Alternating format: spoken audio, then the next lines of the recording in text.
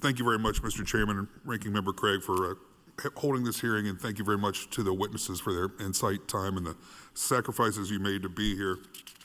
As representative of a large swath of Appalachian Southern Ohio, one of my main priorities is to support policies that promote economic development and job creation.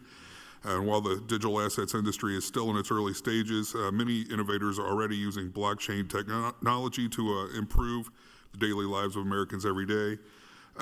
Dr. Chang, can you describe the value of digital assets today and their potential value in the future for small businesses and Main Street Americans beyond trading them on an exchange?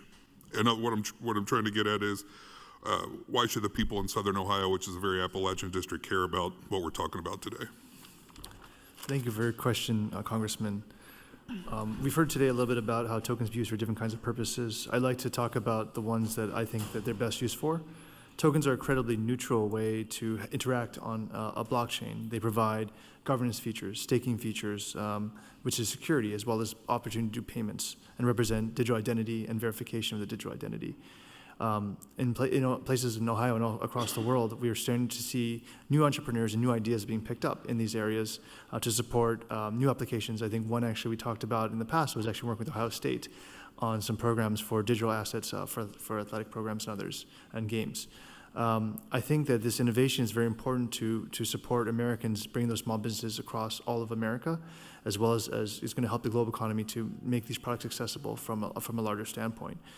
So overall, we're very excited about this committee's work to help provide much more clarity around token issuance and management to making these innovations possible. Thank you very much. We heard testimony earlier that the one basic requirement for participation in this technology is connection to the internet, correct? Okay.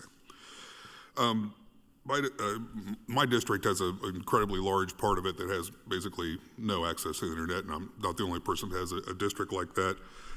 So by show of hands, does anyone on the panel share my concern about the fairness of enacting a comprehensive cryptocurrency framework using the resources of all Americans before we make it accessible to all Americans? Nobody else concerned about that?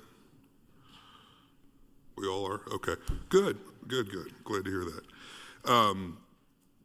Sorry, I didn't think it was coming to me this fast.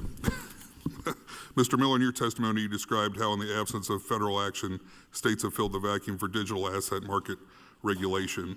And because we lack a federal framework, innovators are forced to navigate a complex, inconsistent patchwork of licensing regimes. As a small business owner myself, I know the last thing entrepreneurs want to think about is regulations.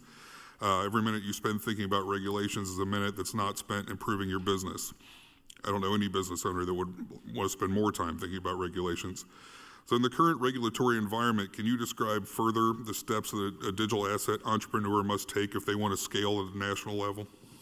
Thank you for the question, Congressman. It's a great question and one that we get often.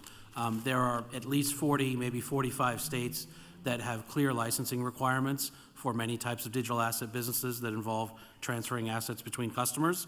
Certain states, it can be a multi-year process. The cost estimate, if someone wants a 50-state program, it can be in the millions of dollars. It is a burden that many have faced and decided to not start their business in the United States. Thank you very much. Just for clarification of my previous question, has there been an estimate of the cost that goes into building the rule-making framework?